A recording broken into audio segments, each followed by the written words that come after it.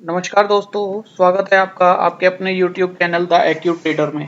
दोस्तों आज हम बात करेंगे यूएसडी आईएनआर के बारे में और जानेंगे मिड मंथ में यूएसडी आईएनआर की क्या पोजीशन है और आगे हमें इसमें क्या व्यू मिलता है। दोस्तों आगे बढ़ने से पहले एक डिस्क्लेमर है कि आप हमारे एनालिसिस से एग्री भी कर सकते हैं, डिसएग्री भी कर सकते हैं। ये वीडियो एजुकेशनल पर्पस के लिए रिकॉर्ड की जा रही है। इस वीडियो में डिस्कस की गई कोई भी पोजीशन या कोई भी एनालिसिस में होने वाले आपके प्रॉफिट और लॉस के लिए हम रेस्पॉन्सिबल नहीं होंगे। तो दोस्तों आगे बढ़ते हैं और मैं आपको अपनी एक्सेल शीट पर ले जाता हूँ। जैसे कि आपने मेरी पिछली वीडियोस भी देखी होंगी, तो ये एक्सेल शीट मैं हर बार आपको दिखाता हूँ। इसमें मैं अपना डेटा मेंटेन करता हूँ। दोस्तों 5 तारीख तक का डेटा हमने डिस्कस किया था अपनी पिछली वीडियो में। 6 तारीख के बाद देखिए लगातार करंट मंथ में चेंज इन ओआई बिल्कुल नेगेटिव जा रहा है। केवल 8 तारीख को ये ओआई बढ़ा था।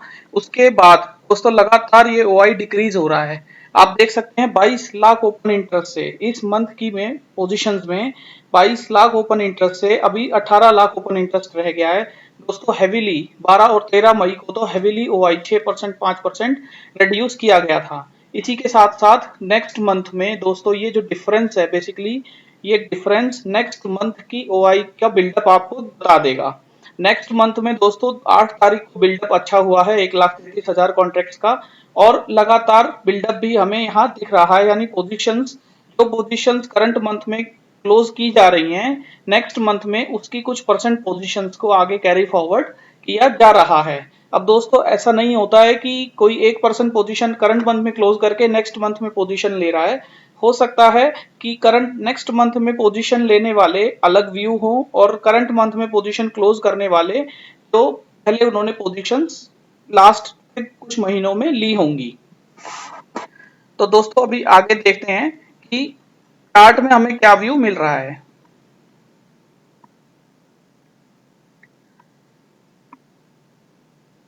चार्ट में देखिए दोस्तों ये डेली चार्ट है और यहाँ मैंने कुछ एरो मार्क किए हैं। ये 76 पे मैंने पहले ही लाइन ड्रॉ की हुई है ब्लू कलर की और कुछ रेड कलर की एरो मार्क की हैं नीचे की तरफ जो ये दिखाती हैं कि 76 के लेवल को अभी तक डॉलर 1 2 3 4 बार टेस्ट कर चुका है दोस्तों और चारों बार रिजेक्ट हो चुका है। एक बार इसने 76 के ऊपर क्लोजिंग दी थी 6 तारीख को। उसके बाद 8 तारीख की ट्रेडिंग में गैप डाउन खुला और दोस्तों हैवी अनवाइंडिंग हुई थी। इसी के साथ इसने जब 11 तारीख को फिर से कोशिश की ऊपर जाने की तो दोस्तों गैप अप खुल के फिर से इसमें हैवी लॉन्ग अनवाइंडिंग हुई और ये काफी नीचे तक आ गया था। इसी तरह दोस्तों ग्रीन एरो मार्क की गई हैं जो ये बताती हैं कि इन लेवल्स पर आकर इन लेवल्स के आसपास आकर यानी 75.1 75.1 के लेवल्स के आसपास डॉलर आकर फिर से बाउंस लेता है और फिर ऊपर की तरफ चला जाता है। यानी यहां हमें डिमांड नजर आती है, इन लेवल्स के पास हमें डिमांड नजर आती है और हैवी रेजिस्टेंस हैवी रेजिस्टेंस हमें 76 के लेवल पे नजर आते हैं। तो दोस्तों अभी हम ट्रेड कर रहे हैं 75.86 की हमारी क्लोजिंग है। तो आगे का स्टेटस हम जानेंगे और देखेंगे हमारे डाटा एनालिसिस में कि हमें आगे क्या व्यू मिलता है। दोस्तों उससे पहले मैं एफ का डाटा आपको बता देता हूं कि लास्ट के 3-4 दिन में लगातार एफ क्लोजिंग कैश मार्केट में क्लोजिंग कर रहे हैं। तो ये भी हमारे डॉलर के लिए अच्छा व्यू नहीं है। रुपीस के लिए रुपया डेप्रिशिएट ही होगा अगर ये लगातार सेलिंग करते रहे। तो दोस्तों मैंने कुछ इसमें डेटा एनालिसिस करके रखा हुआ है पहले से। जैसे मैं आपको बता देता हूँ, ये शीट मैं आपके साथ शेयर कर दूंगा अपने ट्विटर चैनल पर द एक्टिव ट्रेडर्स। तो 6 मई को देखिए दोस्तों price tag higher to last day closing and closes above 76.1। 6 तारीख को क्या हुआ था, जैसे ये हमारा 6 तारीख का डेटा है, 6 तारीख की कैंडल है। ये कैंडल देखिए 6 तारीख की कैंडल है। प्राइस ऊपर बंद हुआ था 76.1 पर बंद हुआ था प्राइस और उसके बाद इस दिन जो है दोस्तों करंट मंथ का जो ओआई है वो डिक्रीज हुआ था और नेक्स्ट मंथ का ओआई इंक्रीज हुआ था।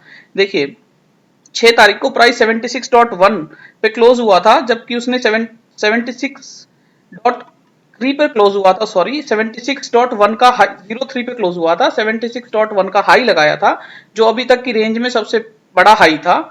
और उसके बावजूद ओआई में देखिए क्लोजिंग हुई थी, ओआई में पोजीशंस क्लोज की गई थी और नेक्स्ट मंथ के ओआई में पोजीशंस आगे कैरी फॉरवर्ड की गई थी। दोस्तों 6 तारीख की ट्रेडिंग के बाद हमें एक बुलिश व्यू मिलता है। चार्ट पर भी हमें एक बुलिश व्यू मिलता है कि ये क्योंकि 76 के लेवल के ऊपर क्लोज हुआ है तो ये ऊपर की तरफ जाना चाहिए। लेकिन दोस्तों इस दिन 6 तारीख में चेंज इन ओआई, ये जो डाटा मैंने आगे लिया है ये चेंज इन ओआई का डाटा है। दोस्तों ये ऑप्शन चेन में इन पर्टिकुलर स्ट्राइक्स पर ओआई का चेंज है।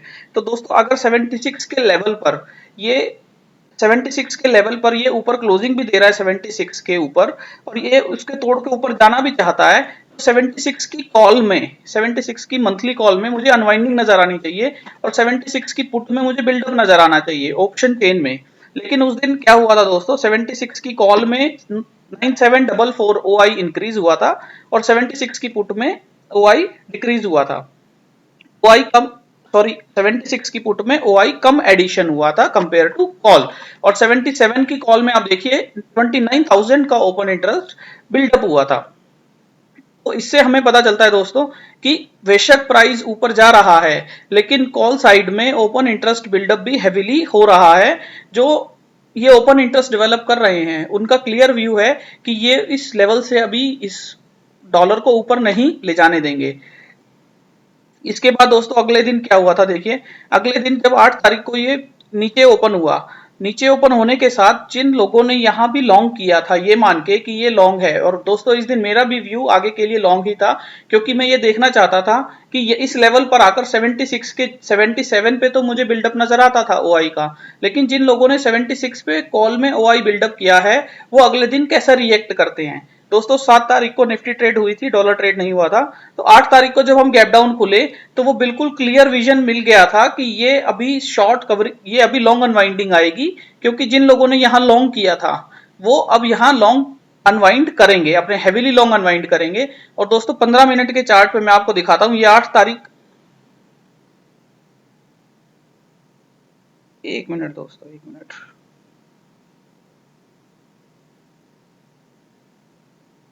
ये देखिए ये 8 तारीख की ओपनिंग हुई थी गैप डाउन, और इसके बाद विद वॉल्यूम ये लगातार नीचे आया। लेकिन दोस्तों इस लेवल पर नीचे आने के बाद ये 75.3 का लेवल रहेगा। इस लेवल तक नीचे आने के बाद दोस्तों ये विद वॉल्यूम ये ऊपर भी गया है। यानी दोस्तों जिन लोगों ने ऊपर यहाँ लॉन्ग्स किए थे उन लोगों ने गैप डाउन होने के बाद यहाँ अपने हेविली लॉन्ग अनवाइंड किए, और क्योंकि ये एक डिमांड जोन में अपने आ गया 75 से 75.3, 75.3 तक का कोई डिमांड जोन इसमें रहा है, तो ये अपने डिमांड जोन में आने के बाद दोस्तों यहां वॉल्यूम के साथ फिर ये प्राइस ऊपर चला गया, वॉल्यूम के साथ प्राइस ऊपर चला गया। तो इस दिन हमें एक तरीके से ड्रैगन फ्लाई डोजी देखने को मिली थी।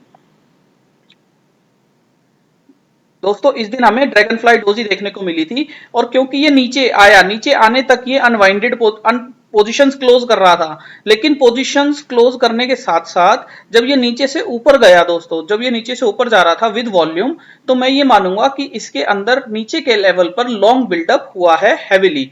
और दोस्तों एक चीज आप समझिए कि जब 8 तारीख को ट्रेडिंग शुरू हुई और लोगों ने अपनी पोजीशंस को क्लोज करना शुरू किया तो ओआई डिक्रीज होना चाहिए था, ओपन इंटरेस्ट डिक्रीज होना चाहिए था। मान लीजिए यहां से इस लेवल से लेके इस लेवल तक अगर ओपन प्राइस नीचे आया है और लॉन्ग अनवाइंडिंग हुई है तो ओआई डिक्रीज होना चाहिए, यानी मेरा टोटल जो ओपन इंटरेस्ट है वो डिक्रीज होना चाहिए। लेकिन दोस्तों 8 तारीख को हमारा ओपन इंटरेस्ट बढ़ा था, 8 तारीख को ओपन इंटरेस्ट बढ़ा था 76,000 से 8 तारीख को ओपन इंटरेस्ट बढ़ा था, जिसमें नेक्स्ट मंथ में 1,33,000 का ओपन इंटरेस्ट बढ़ा है। दोस्तों यही डेटा मैं आपको पहले भी बता रहा था। इसका मतलब यह है कि लॉन्ग अनवाइंडिंग में जो ओपन इंटरेस्ट डिक्रीज होना चाहिए था नीचे के लेवल पर हेविली किसी ने लॉन्ग बिल्डअप किया है, जिस वजह से प्राइस ऊपर भी गया, विद वॉल्यूम गया, और इतना अच्छा ओपन इंटरेस्ट हमारा जनरेट हुआ। दोस्तों आगे क्या हुआ आगे देखते हैं। 8 तारीख के बाद 9 तारीख को नॉर्मल डे था, 9 तारीख को नॉर्मल डे रहा है, सॉरी 11 तारीख को नॉर्मल डे रहा है। 11 तारीख को current month open interest positions को क्लोज किया गया, फॉर मंथ में बिल्ड किया गया, और with the rise in price 76 CE OI increases with decrease in 76 PE means trader are sure to make resistance। 11 तारीख को दोस्तों फ्यूचर की तरफ से तो नॉर्मल डे था, लेकिन ओपन इंटरेस्ट में ऑप्शन चेन में हमें एक चीज देखने को मिली थी कि प्राइस ऊपर जा रहा है। अगर प्राइस ऊपर जा रहा है तो 76 के कॉल राइटर्स को हटना चाहिए, 76 के ओपन इंटरेस्ट में पोजीशंस को क्लोज होना चाहिए, 76 की कॉल में पोजीशंस को क्लोज होना चाहिए। लेकिन यहां दोस्तों उल्टा हुआ था, 76 की कॉल में 21,000 का ओपन इंटरेस्ट एक्स्ट्रा बिल्डअप हुआ था और 76 की पुट में 1000 क्लोजिंग पोजीशंस को क्लोज कर दिया गया था। एडिशनली दोस्तों 75.5 की कॉल में भी 28,000 का ओपन इंटरेस्ट ऐड हुआ था। दोस्तों प्राइस ऊपर जाने के बावजूद अगर ओपन इंटरेस्ट में ऑप्शन चेन में कॉल में ओपन इंटरेस्ट बढ़ रहा है, प्राइस ऊपर जा रहा है और ओपन इंटरेस्ट बढ़ रहा है, तो इससे भी व्यू नेगेशन मिलता है कि ये प्राइस शायद ऊपर ज्यादा नहीं जा पाएगा। और ये इन लोगों को शायद कुछ पता है, कोई बात इन लोगों को पता है और ये लोग प्राइस को नीचे ले आएंगे। और ऐसा ही कुछ दोस्तों हमें 12 तारीख को देखने को मिला भी था। 12 तारीख को ये ओपन हुआ था ऊपर की तरफ और तेजी से हैवीली लॉन्ग अनवाइंडिंग हुई थी। दोस्तों मैं आपको 15 मिनट की कैंडल में ये दिखाता हूं वॉल्यूम के साथ।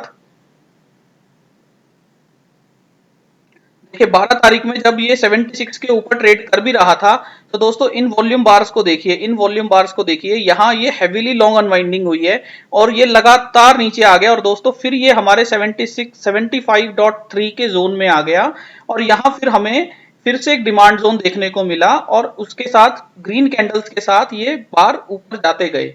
दैट मीन्स के दोस्तों इससे क्लियर होता है कि अगले दिन जैसे ट्रेडिंग हुई थी, अगले दिन जो मैंने ये एरो मार्क किया है ग्रीन, कि ये जब भी इस लेवल में आता है तो ये ऊपर की तरफ चला जाता है और जब भी ये उस 76 के लेवल में आ रहा है तो ये नीचे की तरफ आ जाता है।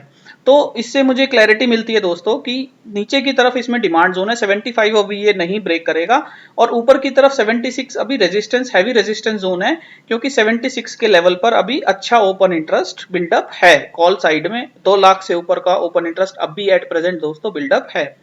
तो एक चीज और इंपॉर्टेंट मैं आपको बता देता हूं, इन शॉर्ट में अपनी वीडियो खत्म करता हूं दोस्तों।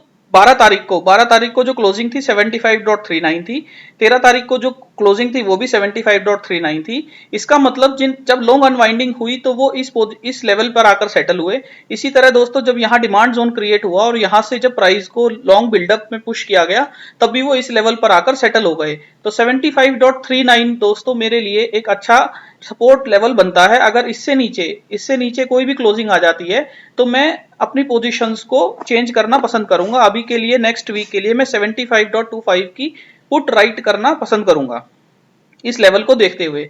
दोस्तों दूसरी चीज 14 तारीख और 15 तारीख की ट्रेडिंग में अभी हायर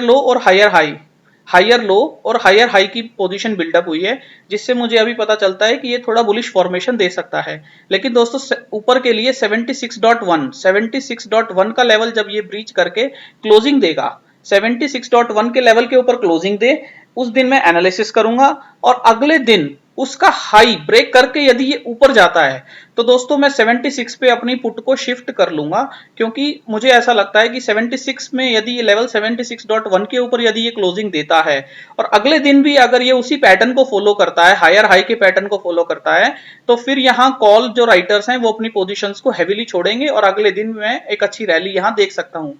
लेकिन दोस्तों अभी के लिए मुझे ऐसा नहीं लगता, क्योंकि अगर आप ओपन इंटरेस्ट का डाटा देखेंगे तो ओपन इंटरेस्ट में ऑप्शन चेन में मैं आपको ओपन इंटरेस्ट का डाटा दिखा देता हूं दोस्तों। आप एनएससी की वेबसाइट पे भी देख सकते हैं, मैंने यहाँ लिखा हुआ है ओपन इंटरेस्ट में अभी 15 तारीख के ओपन इंटरेस्ट में पुट में 75 पे दोस्तों 1,85,000 का ओपन इंटरेस्ट है और 76 में अभी सबसे ज्यादा इस पूरी सीरीज का सबसे ज्यादा ओपन इंटरेस्ट 2 लाख का ओपन इंटरेस्ट अभी यहाँ बिल्डअप है। तो इससे मुझे क्लैरिटी मिलती है दोस्तों कि 76 का लेवल अभी ये नहीं तोड़ेगा।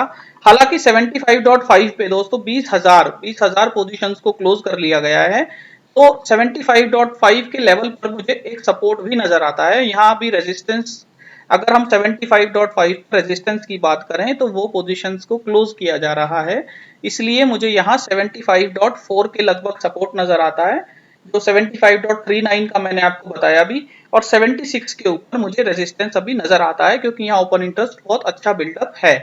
तो दोस्तों इससे मैंने आपको एक आइडिया दे दिया है कि अगर नीचे की तरफ मैं इसका भी सपोर्ट देखता हूं 75.39 के नीचे यदि क्लोज करता है तो मैं अपनी पोजीशंस को चेंज करूंगा, और ऊपर की तरफ 76.1 के ऊपर यदि ये क्लोज करके अगले दिन हाई बिल्डअप करता है, उसके हाई को ब्रेक करके ऊपर जाता है, हायर हाई बनाता है, तो मैं अपनी पोजीशंस को यहां चेंज करना पसंद करूंगा। अभी के लिए दोस्तों मैंने रेंज बाउंड ट्रेडिंग के अकॉर्डिंग पोजीशंस ली हुई हैं। और दोस्तों अगर ये हाई ऊपर की तरफ जाता भी है, ऊपर की तरफ जाने का मैं आपको रीजन इसलिए दे रहा हूं क्योंकि मैंने अभी आपको एफडबल का डाटा दिखाया था जो लगातार कैश मार्केट में अपने पोजीशंस को क्लोज कर रहे हैं। और तो इस वजह से मुझे लगता है कि अगर ये ऊपर जाता है तो अगला इसका ट्रेडिंग जोन दोस्तों ये रहेगा, अगला जोन ये रहेगा। और एक इंपॉर्टेंट बात मैं आपको दिखा देता हूँ एक और डेटा एनालिसिस के पॉइंट ऑफ व्यू से। दोस्तों ये डेटा मैंने कुछ लिखा है ऊपर कि इस डेट को करंट मंथ के ओआई में कितना बिल्डअप रहा है। 15 मई में दोस्तों आज की डेट में 18 लाख का बिल्डअप है, 15 अप्रैल को 33 लाख था, 16 मार्च को 45 लाख था। तो इसका मतलब ये है दोस्तों कि ओआई, जैसे देखिए ओआई जब भी ज्यादा ओपन इंटरेस्ट था तो हमें वोलाटाइल मूवमेंट देखने को मिलते थे, लेकिन अभी ओपन इंटरेस्ट काफी कम हो गया है। तो दोस्तों इतना एग्रेसिव वोलाटाइल मूवमेंट अभी मैं एक्सपेक्ट नहीं करता हूँ डॉलर में, जैसा कि एक ही दिन में मान लीजिए 60 पैसे का 80 पैसे का मूवमेंट आ जाए। इस तरह के बड़े बड़े मूवमेंट मैं अभी यूएसडी आईएनआर में एक्सपेक्ट नहीं करता हूं। तो मैं 50 पैसे दूर की पोजीशंस में भी अभी ट्रेड कर सकता हूं। तो उम्मीद करता हूं दोस्तों आपको मेरी बात समझ आई होगी। और आपकी कोई भी क्वेरी हो तो आप हमें मेल कर सकते हैं theaccutrader@gmail.com पर। आप हमें फॉलो कर सकते हैं एक्यू ट्रेडर ट्विटर अकाउंट पर। Thank you.